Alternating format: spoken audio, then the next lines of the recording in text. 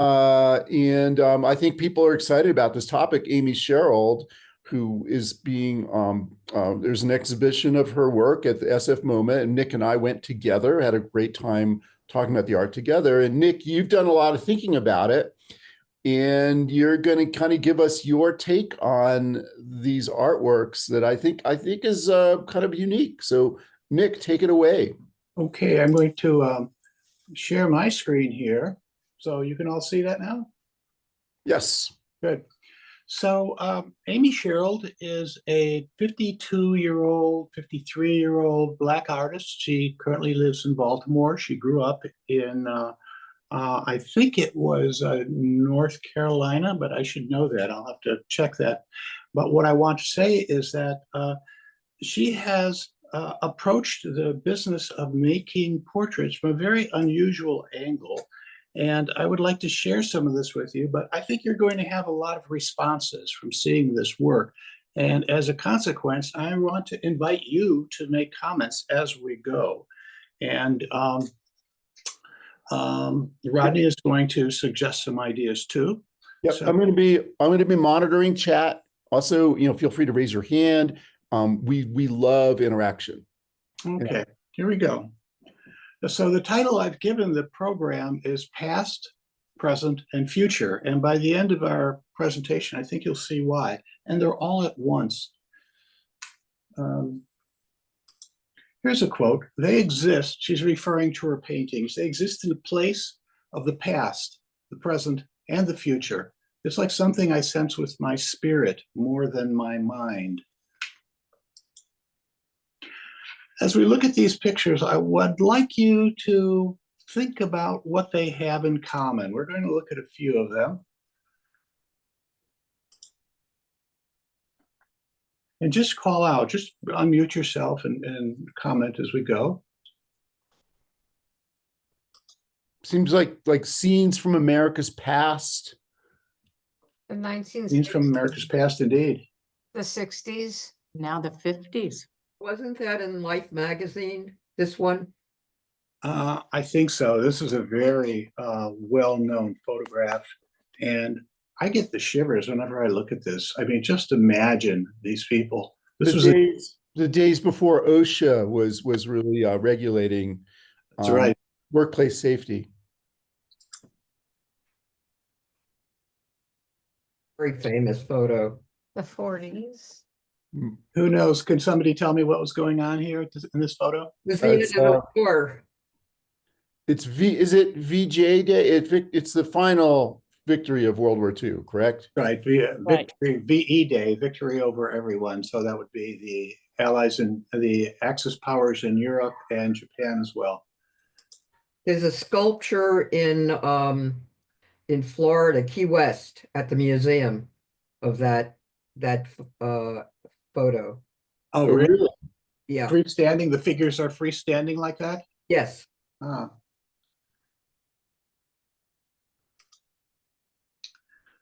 So what do these pictures have in common? Well, Marcia has a great comment. It's all white folks. It's all white folks, indeed. And we see them as very iconic American moments, but they're not inclusive of everybody. Mm-hmm. What else? I think there's a certain exuberance to these, right? They're all happy moments. Yes, they are. And they're in public spaces for the most part. Even this party here feels like a party that has been not as semi-public in the sense that people are invited. Looks like it's all common United States experiences. I think so, yes. They're all US experiences. They're part of our identity. They're all part of our personal histories. What she's said about it is that she's creating narratives extracted from the dominant historical narratives. We've got some ambient noise in the background. Someone has a dog perhaps barking. So if that's you, please mute. That's better. Here's another thing that Amy Sherald said. For me, it was about thinking about Blackness and presenting Blackness in a way that you don't normally see in the mainstream. What do we recognize about this particular pose? Well, it's the mirror of that iconic photograph from the end of World War II. Only it is two men, not a man and a woman. That's right. And you know, the first time I saw this, that didn't register. I'm so used to, you know, our brains fill in. We don't look at everything. As soon as I saw this in the museum, I just assumed that the person bent over was a woman with her head shaved. Yeah, I mean, the other thing is she's totally eliminated the background. That's right. Gail notes, by the way, both figures have sailor caps. Are they military? In the photograph that is maybe the source, it's a sailor with a woman who maybe is a nurse or something, and then this is two sailors. And let me see if there's some other thoughts out there. I love these comments you guys are making. Thank you. I couldn't really tell if that was a man and a man or a man and a woman, to be honest. You couldn't tell. I think assuming that it was a woman would be I think that would be the sort of the default position. We're not used to seeing two men hug and kiss like this. Mm-hmm. But as we learn more about this, you'll see that it was. How about this one? Oh, well, let's go. There's one question about the last one from Marcia. Was this created during don't ask, don't tell times? And I think the answer is it's a pretty recent work. That's correct. correct. You know the date for that? We'll get it in a few minutes. I don't know it offhand, but I'm going to guess it's around 2018. So well after the end of Don't Ask, Don't Tell. This one, of course, relates to the picture of the men having lunch on the girder hanging over New York City.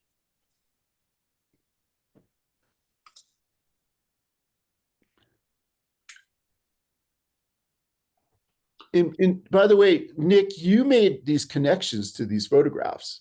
For me, like especially for this one, I didn't really think of it as being connected to a photograph, and yet I think your perspective really illuminated that for me. That's right. We all of us are of an age, or most of us are of an age. I don't know everyone who's on the call that we were part of an American mythology of progress, the space age, space exploration, landing on the moon. That was something that was owned by all of us. I remember the excitement of watching space launches, rocket launches on television, on black and white television in the 60s and the 70s. And this picture, when I first saw it, I thought, well, why do I believe that this is something that is not commonly owned by all Americans and not just white Americans? And it may be because most of the people that we saw in those control centers were white Americans, and usually men. Could it be that she's telling us it is actually owned by all Americans, including Black Americans, but they weren't pictured in these images?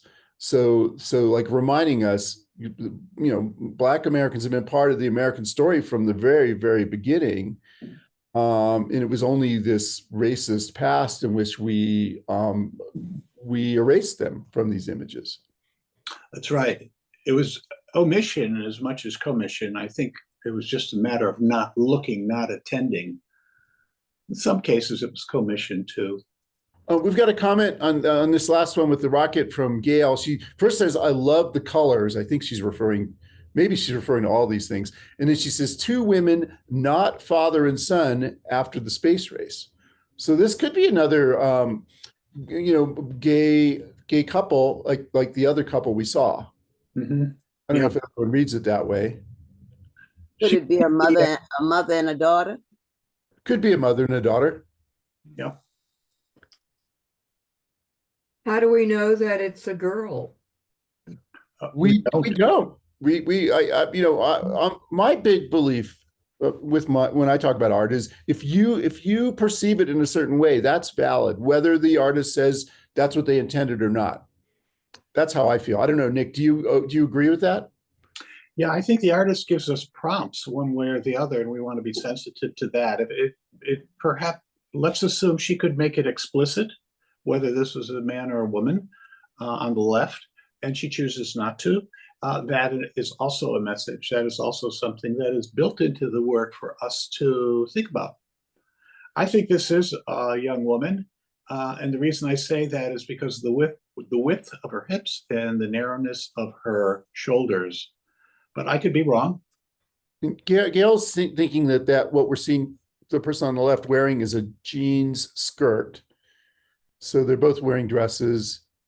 And then Ron points out it's a rocket launch, but not in Florida.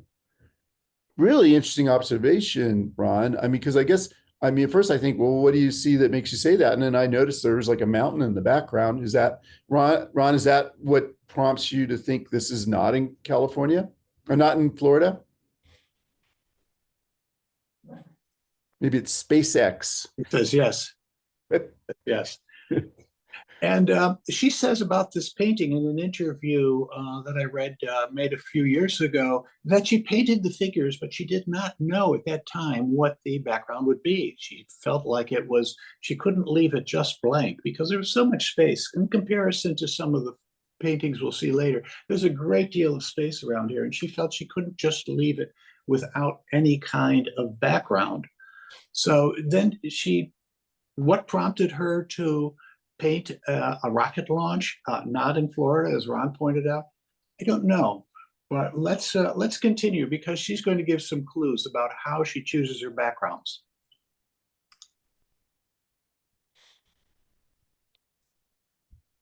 Look at the faces here.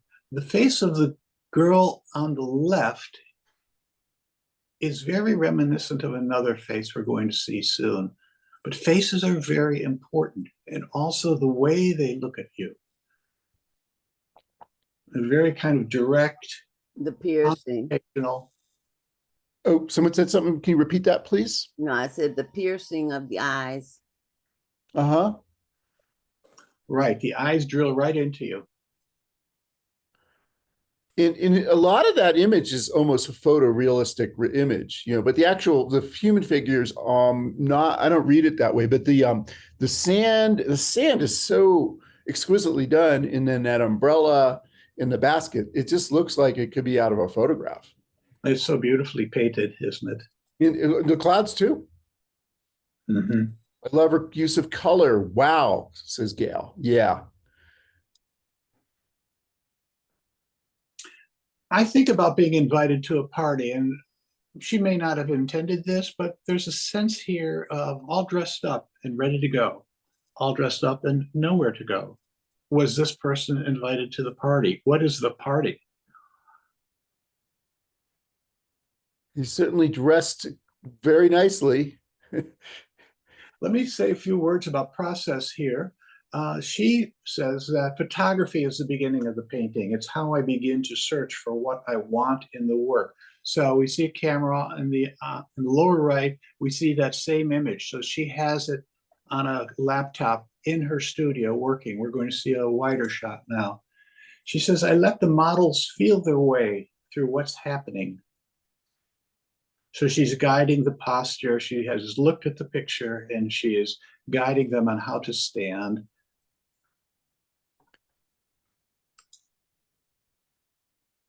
And so I have to work in between how they feel and how I feel, even though at the end it has no relation to who they are essentially are in the world. It has no relation to who they are essentially are in the world. So she's inventing this scene. When we look at individual pictures in a few moments, these appear to be portraits, but we need to keep in mind that they're also fabrications. They're inventions in a studio. I think, Nick, you will mention another very prominent American artist, right? I don't want to jump the gun here, but there's another artist who does things like this that are staged photographs, but look really realistic. They look like they're actually from reality. Mm-hmm. I don't know who you're thinking of. Oh, I'm thinking of Cindy Sherman, right? Oh, okay. Cindy Sherman does it not with models, but with herself, where she evokes someone who could be a character in like a film noir. or women in various situations that she often takes from cinema. That's a great association, Rodney. I'm glad you mentioned it, and I had not thought of it. So thank you. Yeah, but then Amy Sherald's taking it a step further by going from that photograph to a painting. But the original picture was of a man and a woman. He was celebrating coming home. Right. The black soldier was never celebrated. So I think this is a picture of them celebrating each other. I love that perspective. She says that photographs from that time, she's referring to her own childhood. And this is a picture made in her own home when a PBS reporter did a piece called On Canvas, which is on the NewsHour. So the film crew goes to her mother's home. I said her own home, but it's her mother's home, and is taking pictures of the pictures on the shelves in her room. She says, I think what draws me to black and white photography is that it's so special and saturated with so much emotion. And again, those piercing eyes, they're really looking right at us. These are formal portraits, of course.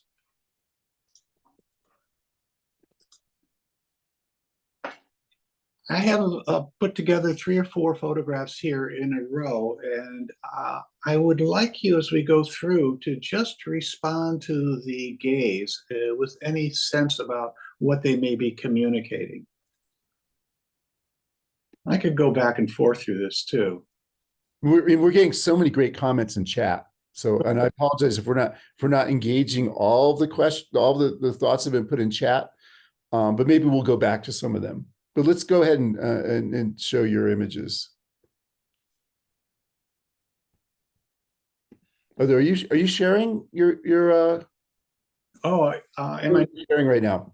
Okay, I lost share. Hang on a second. Let's do this again. I can always I have to start it again. Surprise. Share. Okay, and then you can see that now, and I'll change the view here to presenter view. Okay. There we go. You seeing it again? Yes. Good. All right. This is the face that I was thinking of that was so similar to the face of the girl who was on the shoulders of the man at the beach, the one on the left. We're going to come back to that image again. I don't want to say my response to that face, but can anybody suggest what kind of emotion that she is projecting, or you are projecting into it? I feel like she's really looking at me, and she's kind of pensive. She's not really projecting a lot of emotion, but I feel like she's really looking at me. You feel she's intense, calm, question? Yeah, very, like she's very deliberately doing that. Not like but I don't think she's too overcome by emotion. But I do feel like she's asking me to tell her something. I think she's holding. Receptive. Repeat that second thought, please. It looks to me as though she's holding herself still while looking intently at the other person. So waiting for something to be seen or something to evolve. Yeah, and Gail says wistful. And Ingrid says she seems sad. She gets a sense of sadness. Well, hold those ideas, because we're going to see a full body portrait of this woman in a few minutes. Cheryl said all of these stand up as archetypes. They have to represent so much more than themselves. They have to represent so much more than themselves. Yeah, I mean, this one's really powerful with the ship that seems to evoke a slave carrying ship, and it's hovering above his hand. So it's not even, it almost maybe has some sort of representational power. It's not reality. Yes, it has some representational power and it's not reality. So what, does anybody have any idea about what it may be representing? Before I show you the title? Excuse me, that reminds me about the boat that he was holding. Yeah, Paco, that's definitely like the boat is a very important part of this image. But it's not his history, right? It hovers near him, but it's imposed Black history, not generative or natural Black history. Mhm. It's a fabricated history that's imposed on him. Or that he's inherited, right? I mean, I think that's a great observation. But to me, it seems like this is something that's part of, a big part of who he is, but it's not something he experienced himself. I see pain. And what do you see that makes you say that? His eyes, Yeah, his expression, but especially his eyes, just old pain. Oh, pain. Well, here's the title. Well, Oh, it says how far he's come since getting off the ship. how far he's come since getting off the ship. well, the title is Guide Me No More. Guide Me No More.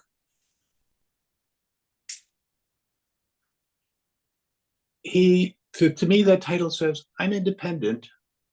Do not lead me around. I'm my own man. I'm in control of my own destiny. Guide me no more. There was keep popping back. There was another time in history when common everyday people were called upon to represent more than what they were.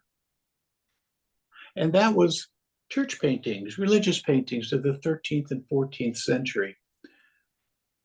These would have been models that the artist Bellini would have hired, brought into his studio, painted, clothed or unclothed. Here's a painting by Amy Sherald. It's on the floor beneath the one on the main exhibit, which would be the Second floor. Pardon me? Is it on the second? Is it the floor of the photography?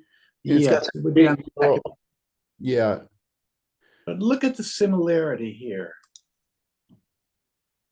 In So the organization of three figures in their own separate spaces. Look at the title. It's called ecclesia. Ecclesia is a very ancient Greek word that refers to gathering places, in particular churches. We have inherited the word ecclesiastical, meaning referring to a church. I'm repeating the quote she said here earlier. At the end of the portrait, it has no relation to who they are essentially in the world. They come to represent something bigger, more like an archetype. Yeah, and they're in three separate spaces, but they're similar, and they seem like they're enclosed, like maybe locked into these places. That's an interesting reading. I hadn't thought of them closed, but indeed they are. Yet they're looking out. They're scanning the horizon, particularly the woman on the right, seeing what's off in the distance. I'm kind of intrigued by the weather vanes. I see a whale, a dolphin, but the one on the left. But they don't seem to have any fear in their expressions. Sea They turtle. don't seem to have fear. That's right. They don't have fear in their expressions. And the guy on the left is fairly relaxed. They're all fairly relaxed. Look at their hands. Like the woman we were talking about earlier, they're open, they're waiting. Right.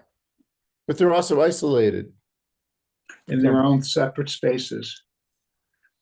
So I want to talk about ways in which Amy Sherald's paintings echo paintings of this period between 1300 and 1500 in Europe. And there are several characteristics, and we're going to look at these characteristics across several paintings. I'm going to compare a Renaissance painting to one of Sherald's paintings.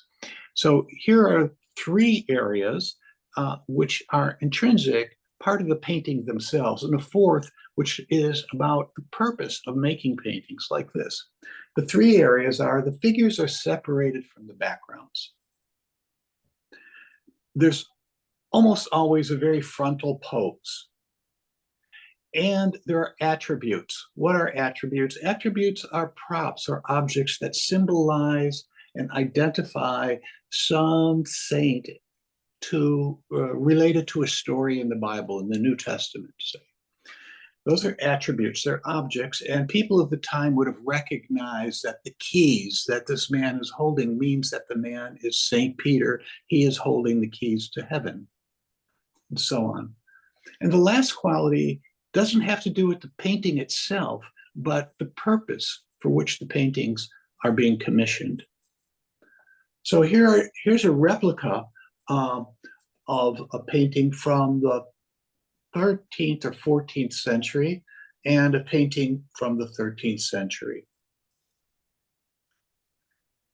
We've looked at several Sherald paintings now, and I think you could begin to see some similarities in the posture.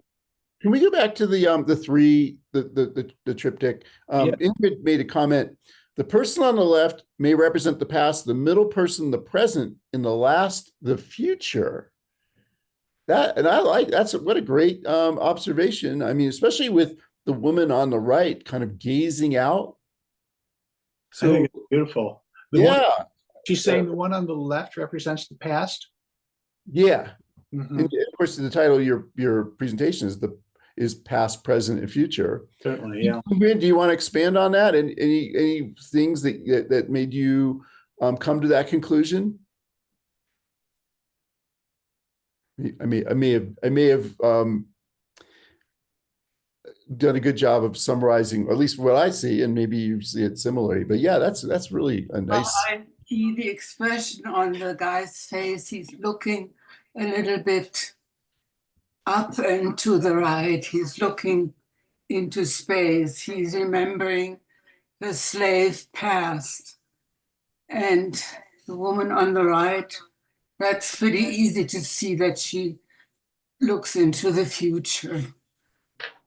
I see that. I do believe so. She's looking off to the horizon. What will the future bring? As though something is coming toward her. And Wish to tell us. person, I guess her hands are expressive. She is pointing to something that's happening now. That's how I see it. Mm-hmm. Okay, very interesting, Ingrid. Thank you. I'm going to move on. We talked about this and the three qualities we're going to look at, and the fourth, which is extrinsic to the painting, having to do about how it's embedded in the society at the time. So we see figures isolated from the background. Well, here's a painting, 1472, 20 years before the discovery, so-called discovery of the Americas. In the background, we see this very ornate gold leaf, which is embossed into the surface with these beautiful floral patterns. The painting on the right is by Amy Sherald. It's called Saint Woman. It's hard to see in this one because the background is very bright compared to the image, but it also has an ornate background. Yeah, it's not hard to think that it is connected to that. As like Hindi Wiley is kind of known for those kinds of backgrounds too, that have their origins in more classical art. Mm-hmm. She says, I've always struggled with the environment because I thought it took away from the painting. If they were standing on 34th Street, it almost takes away the kind of special, I don't want to say they become less spiritual, but it localizes them in this way that I don't like. So she's removing the person from the natural background. That's what she's saying here. And she's supplying her own background. This particular one, if you see the show, is so beautiful. It reminded me of the marbled end papers on old books. Maybe some of you have seen old books. The end paper is that piece of paper that holds the covers, the front and back covers, to the body of the book. It holds it together. And in previous eras, that paper would be very elaborately treated by floating dyes on the surface of water in a tray, and then placing a piece of paper on top of that, and then very carefully removing it. So this pattern is created by the movement of water. I don't know how Amy Sherald created those patterns behind Pony Boy, but this is what it reminded me of. I mean, it seems very organic, like it could almost be some kind of growth or some kind of mineral, something from the natural world. Yes, it does seem organic. And Gail says, through a microscope. Yeah, very cellular, huh? Gail says, yes, Italian marbled paper looks very much like her background. So beautiful. Also makes me think of like Richard Serra and some of the things he does with the rust on his sculpture. That's right. Let's talk about the frontal pose. Poses, she says, are really about this soft confrontation. They're looking out at the viewer so that they're not gazed upon like most portraits, where there are people in the painting that are there to be gazed upon. So the idea is that they're coming towards you. They acknowledge you. By the way, if you've seen the show, or you will see it, you'll notice the way the pictures are hung. They're rather low on the wall, so that you are approximately at eye level with most of them, not all of them, but they occupy the same space as you do as a viewer. Like this picture of Christ.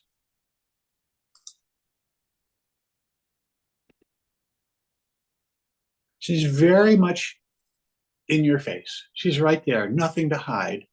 It's the girl next door. I love the dress too. Yeah. She just looks very comfortable with herself. So I said a little bit about attributes. This is a definition from the National Gallery of London on their website. Attributes are symbols which are used by artists to represent particular saints. They're often drawn from an event in the saint's life.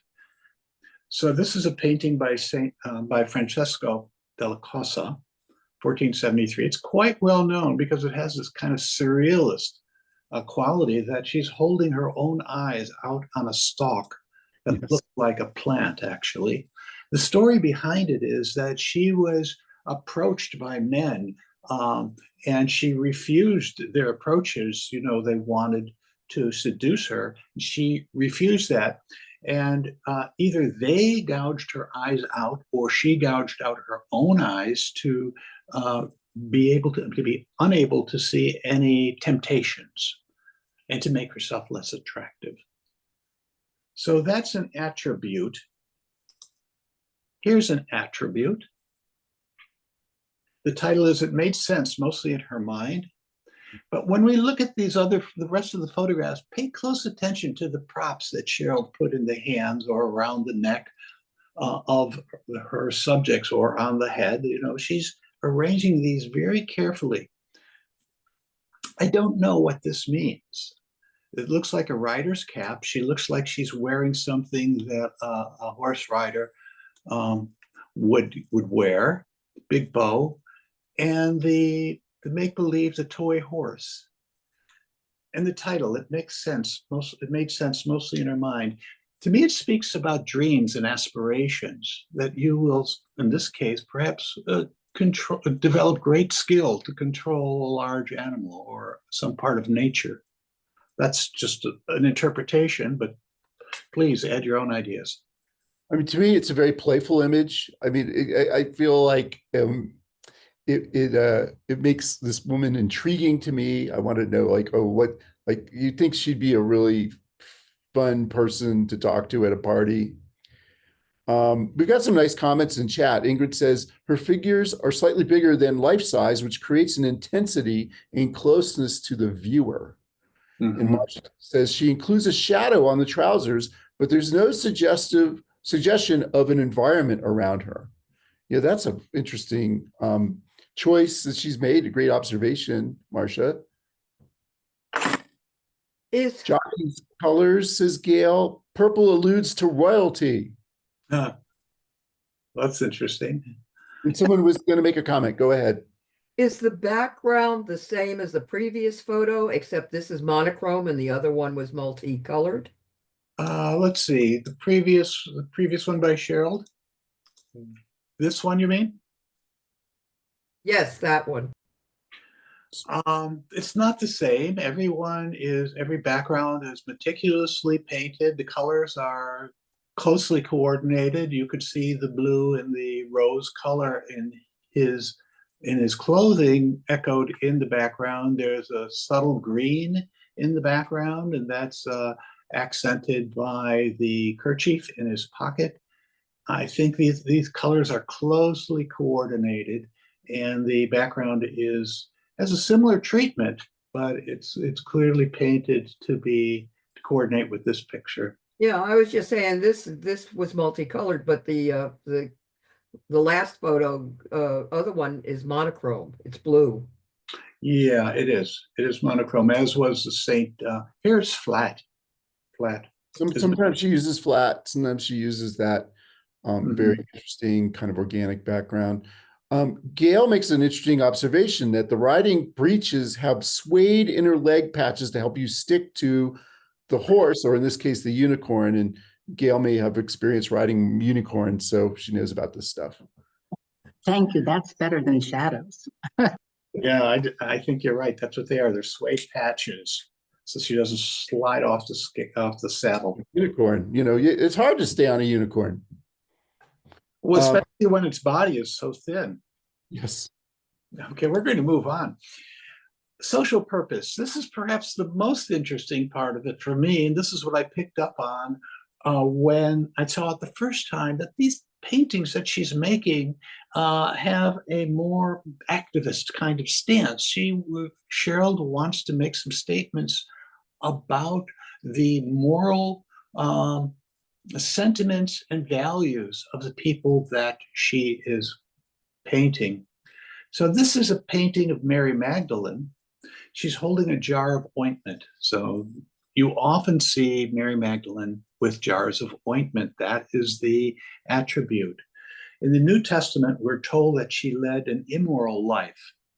Later, she renounced her sinful ways and anointed Jesus's feet and became one of his most devoted followers. This has many of the qualities that we were talking about a few minutes ago. Here's what Sherald says about this young woman that she meets. She says, they're the vessel for something else I want to portray. I saw this girl at an art fair in Baltimore. She was dressed kind of goth punk. She had on a red wig and this dress, and that's who I was when I was in my 20s. So I totally saw myself in her, shaving my head, dyeing my hair blue. I brought her to the studio, and I was talking to her, and I asked what she does. I'm just trying to fill in time while I'm getting my stuff ready. And she said she part-timed as a stripper. I suddenly said, what? Wait, what? How old are you? I'm not your mom, but we need to talk about this.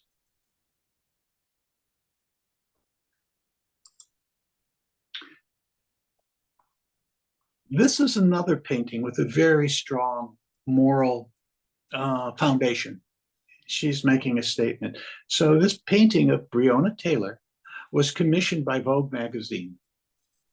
As many of you know, Breonna Taylor was shot and killed by police who did not stop to make sure that this was the apartment of the person that they were looking for. The fact that it was commissioned by Vogue means that it was printed tens of thousands of times and appeared in newsstands, coffee tables around the world, at least in the United States.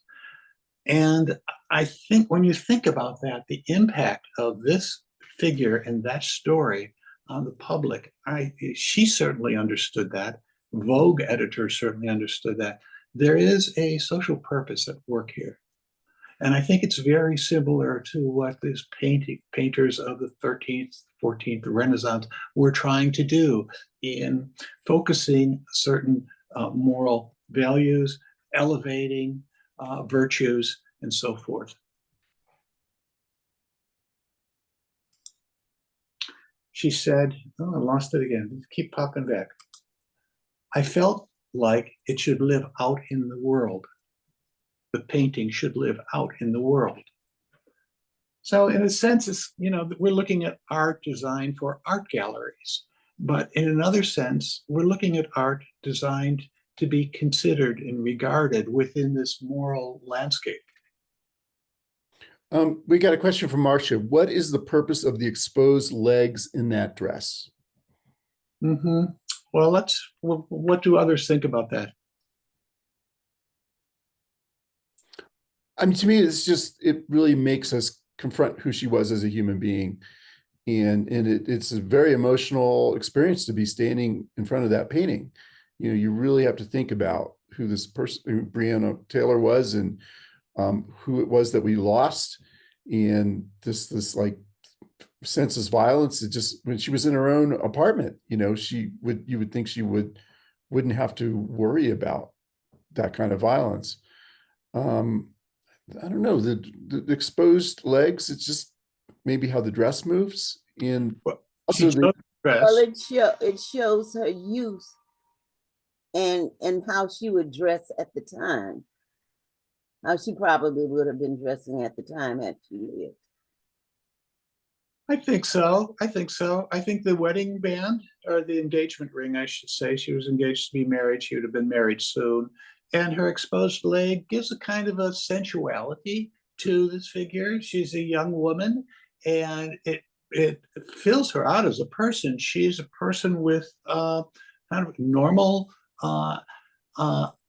she has an identity and an appetites which we can relate to. She's not a saint in that sense.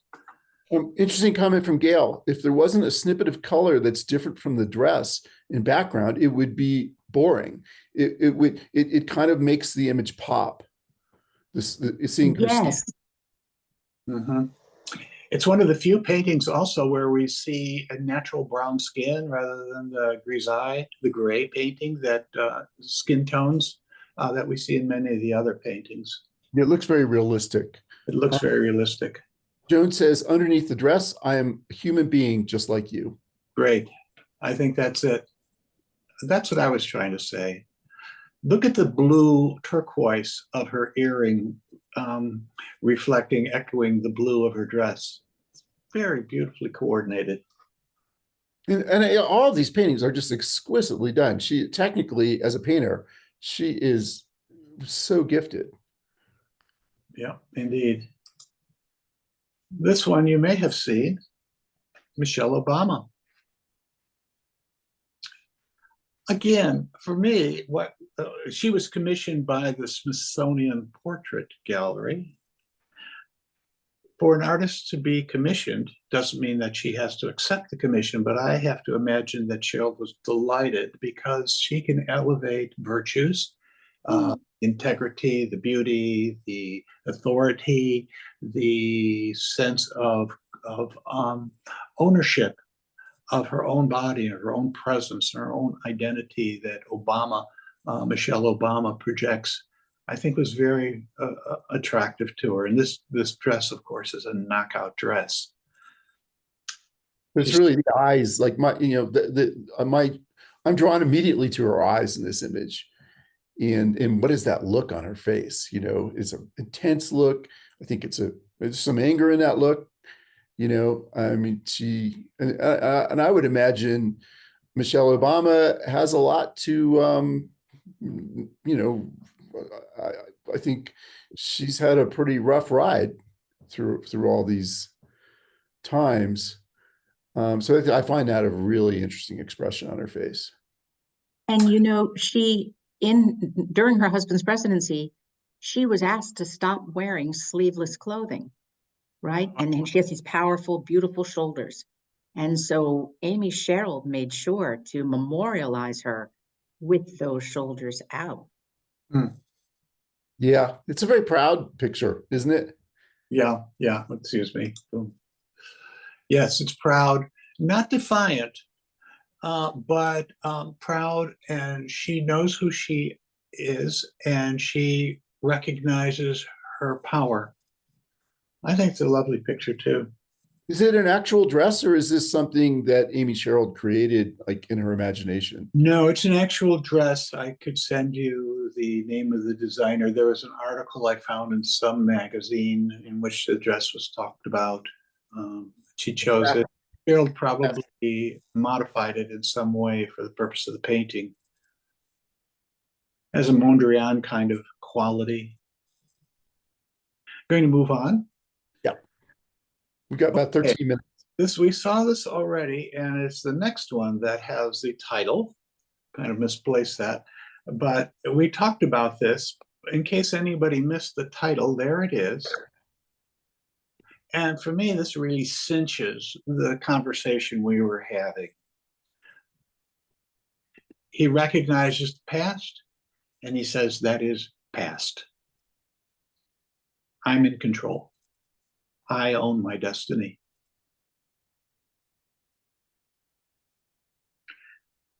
Let's do that again. Let's project some emotions that we feel we see in these faces, and then I'll give you the title. Yeah, to me, like the image of the dove is very, very powerful and makes you think about war and peace. And this woman maybe somehow is touched by war, and she's looking at us, kind of imploring us to have a better world for her, I guess. I don't know. What do others think of this? Which side are you on? Which side are you on? Gail says, my mother made me wear this. I know Gail's mother, so yeah. I think Gail doesn't like this dress too much. I think that the way she's painted,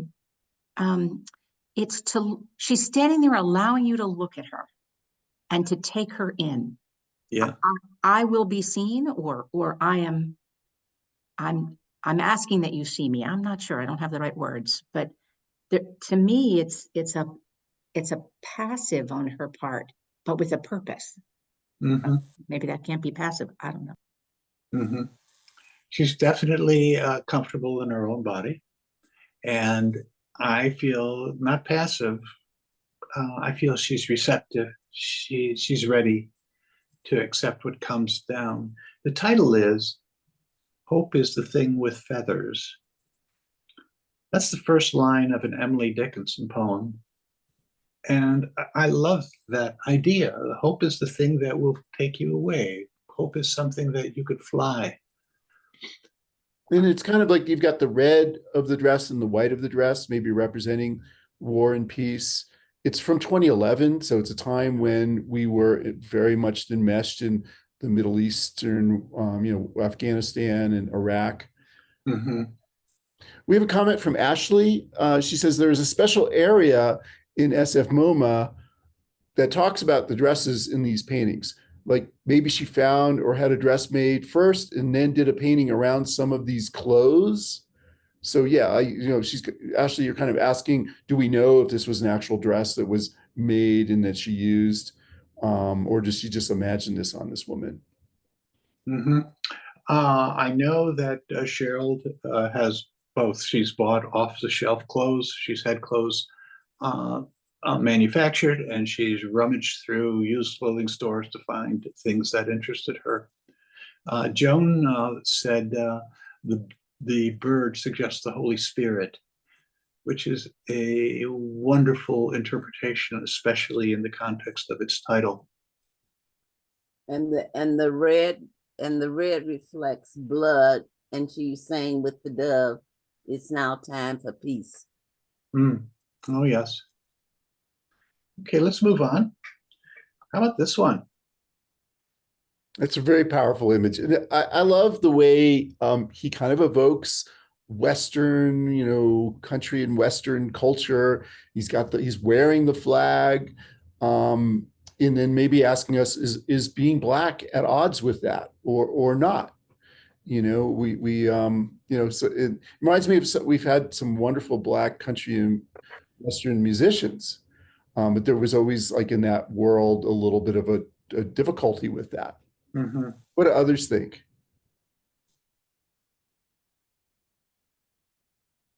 A rodeo cowboy. I thought she created a painting from a poem. I just inherited a sculpture from my mom that was inspired by a poem. Huh. Think about the last picture, but oh, that's nice. This picture has something of the same spirit as the picture of the two women looking at the rocket taking off. And for me, it's saying I own the American mythology as well. I am part of that picture as well. So if the West and all of those values of self-reliance and ruggedness are part of the American myth, it's not just a myth of white men, just like the myth of progress that space exploration represents is not just the business of white technologists and engineers. Paco says he is literally dignified and poignant.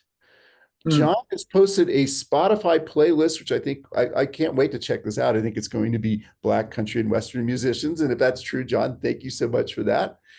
In fact, I will put that in my, if you guys get my weekly email, I will put the link to the playlist in my next Friday email. Paco says, reminds me about the American flag when he served the Army. So this could be someone from the military past. Kay says, the pride of Black cowboys. And Gail says, there's a whole history of Black cowboys. That shirt exists and is worn by cowboys on occasion. I didn't know that. And I didn't either. Wow. Thank you, Gail. Let's look at the title.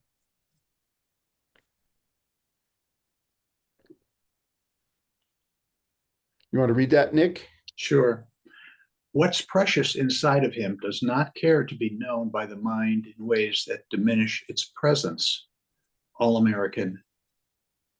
Wow. That's a mouthful. That's a mouthful. By the way, Sherald and her sister during this period of time were combing through books and poems and articles and looking for captions. And her sister usually came up with the captions according to Sherald.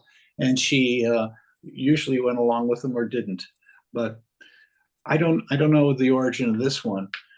But it's about, for me, just my interpretation, I don't need to be perfectly transparent, knowable. There are things about me that are private and do not need to be shared. And I can take some power and some sense of identity and presence from that without needing to wear it on my sleeve, so to speak.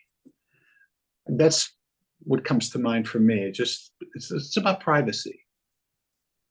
Yeah, and a lot of great comments in chat. John says, Beyonce has done a brilliant job of reintroducing the history of Black cowboys. And John also says, equally true, women have been erased by that history. We've got about 5 minutes left, Nick. So move along here. Okay, we talked about this one. I'm just going to give you an idea about what's going on in this woman's mind, and here's the title.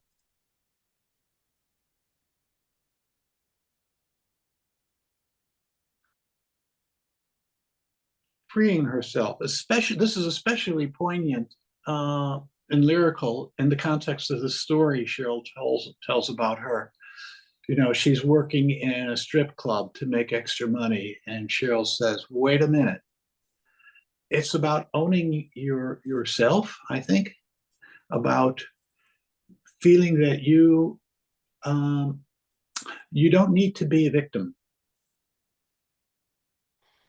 And I think that you see in this image, like she's got the doll, so it makes you think like she's emerging from childhood, but dealing with some very adult things. That's half child, half woman. I think that's exactly the moment that's being captured here. Oh, I want to hear the comment that we had someone go ahead. No, I said half child, half woman. Half child, half woman. Yeah. Mm-hmm. And what a brilliant way of depicting that. going to move on. We saw this picture earlier. This painting, by the way, is hanging well above eye level in the gallery. And by the way, John had some great comments about this, about the original photograph that it was taken from. But yeah, go ahead and tell us the title. The title is, "If you surrendered to the air, you could ride it." Yeah. I don't know if I want to test that theory. No. It makes you think about the fear we all have of falling, and seeing these images of people on girders. Just, I mean, doesn't it put your stomach in your mouth? It really does. I get uncomfortable just looking at it. When you think of it with the other 5 people that were having lunch, the whites, Yeah. the aloneness of him, I don't know what that brings up in me. I think that's very interesting that he's shown isolated, whereas the other image that's so well known is a group of people having lunch together. Right. Mm-hmm. Yeah, these definitely our paintings are about individuals. For the most part, we saw the 2 women looking at the rocket take off and the 4 people at the beach, but most of these are single portraits. I'm moving on again. So we've got a couple of minutes left, only 2 minutes left. I will just go on because I know, Rodney, you're going to need to. We can go a couple minutes over. We don't want to go too far, though. Who would have guessed this is Welfare Queen? Oh, yeah, that's very interesting. Because she looks like a real queen. She looks like a totally, a very regal person. And there was this, Ronald Reagan used this terrible trope of the welfare queen, and this woman has a great deal of dignity and power, I think. Mm-hmm, mm-hmm.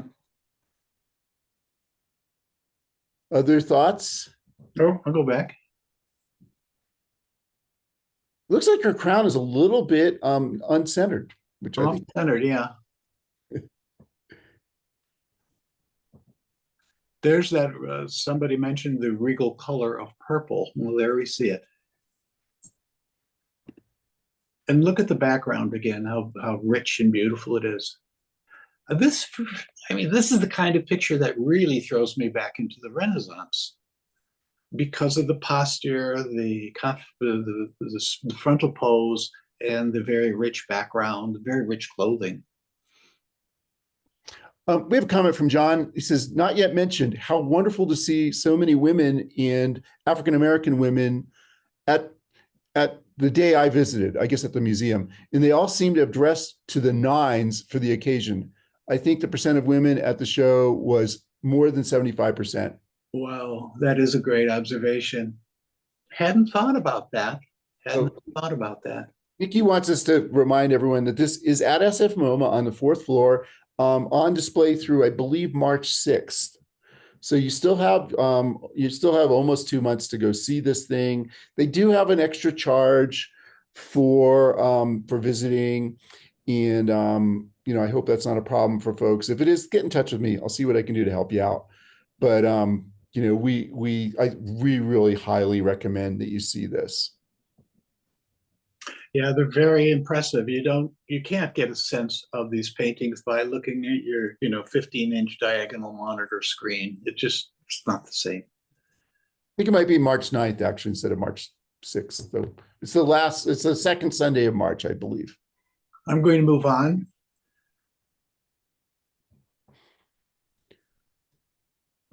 And the title?